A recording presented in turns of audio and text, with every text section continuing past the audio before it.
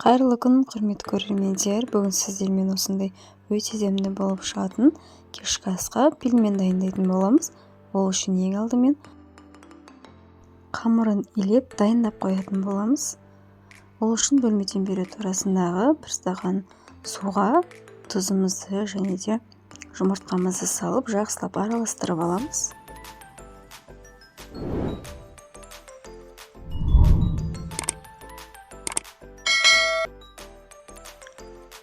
Оны да бірден салып жіберсеңіздер де болады. Барлығын осылай орташа қаттылықтағы қамыр илейтін боламыз.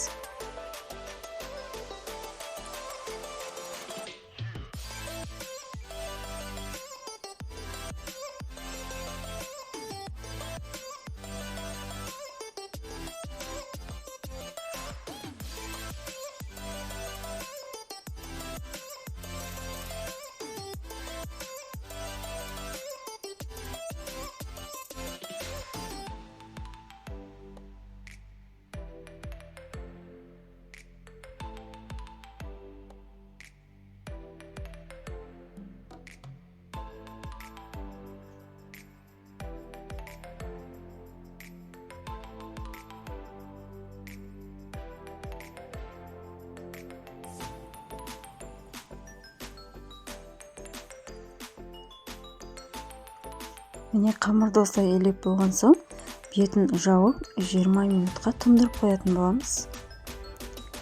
Және 20 минуттан соң бір қайтарып, тағы да илеп, қайта бетін жауып қоятын боламыз.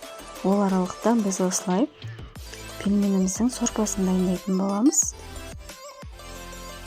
Ең алдымен осылай пиязымызды ұзынша етіп турап аламыз.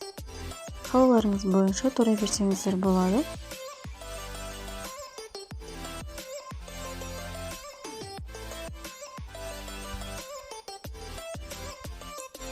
Болгар бұрыштарын осындай қыстыңғы күні қолдануға деп дайындап қойған, жазда дайындап қойған болгар бұрыштарымен осындай помидорларыңызды қолдансаңыздар болады.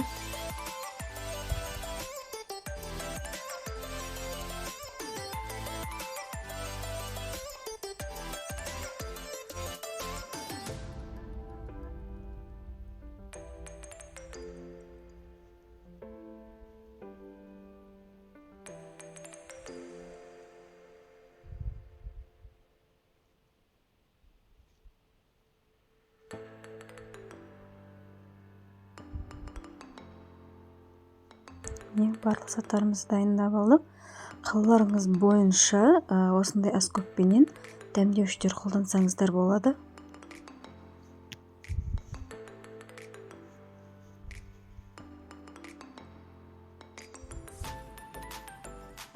Қызып тұрған майымызға пиязымызды салып, сарғайғанша қуырып алатын боламыз.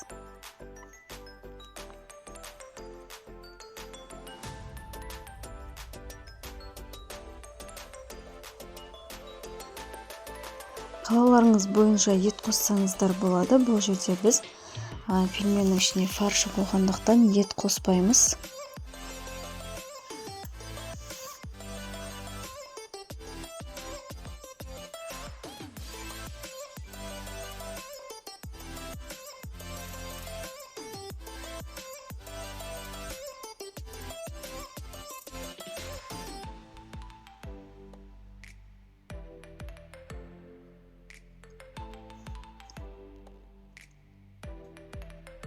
Помидорымызды салған соң көп қуырмаймыз. Үстінен осылай дәмдеуіштерді құйып, суымызды құйып, орта отта немесе жай отта қайнатуға қойып қоятын боламыз. Келесі кезекте осылай фаршымызды дайындайтын боламыз. Ол үшін пиязымызды жақсылап майдалап турап аламыз және үстіне фаршымызды саламыз. Қалауыңыз бойынша дәмдеуіштер кинза мен зираның ұнтағы және де тұз қостым. Қалауыңыз бойынша бұрыш қоссаңыздар да болады.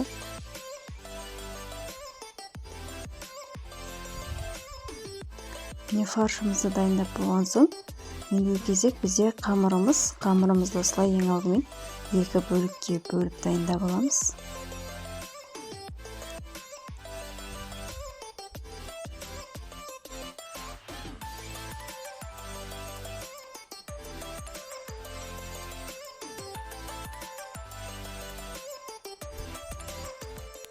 міне осылай кішігірім 2 зола шықты менде. 5 минуттай қойып қоямыз, кішкене тұндырып.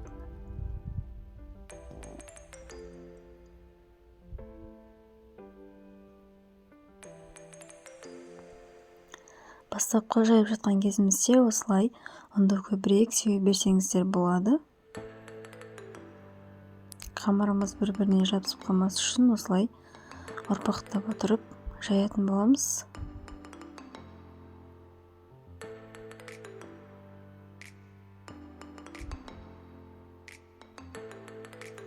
Осылай шығара бастаған кезде ұнды аз-аздан себетін боламыз.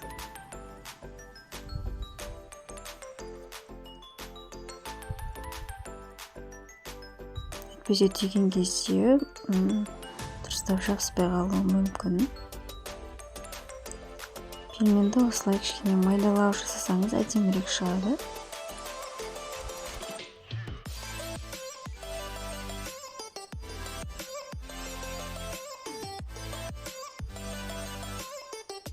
Міне осылай майда бөліктерге бөліп аламыз. Жандарын артық шеттерін барлығын алып тастаймыз.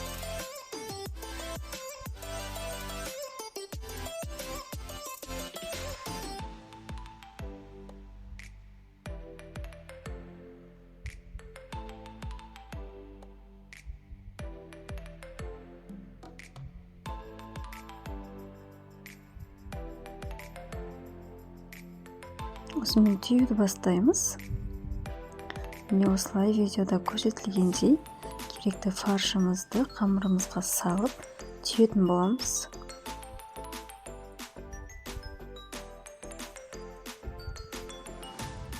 Қаттырақ басып жібереміз жан-жандардың барлығын. Өйткені суға салған кезде ажырап кетуі мүмкін.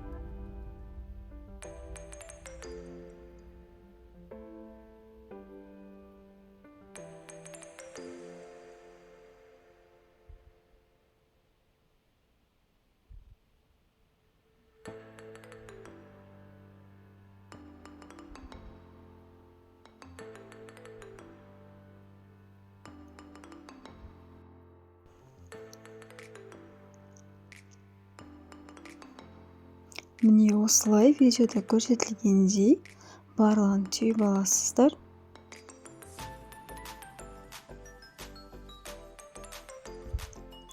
Түйілген пельмендерімізді осылай бір ысқа салып аламыз. Міне мендегі жаңағы 2 золадан осынша шықты. Және золаның жанындағы, қамырдың жанындағы шеттердің барлығын осылай біріктіріп бір кішігірім зола жасап қойдым. Бұны холодильникке салып қойып, келесі күні кеспеге қолданып жіберсеңіздер күшті болып шығатын болады. Ал мына жақтағы дайын болып тұрған сорпамызға осылай зеленімізді салып бір қозғап жібереміз. Үстінен осылай пельмендеріміздің барлығын салып бұрқылдатып тұрып бір қайнатып аламыз.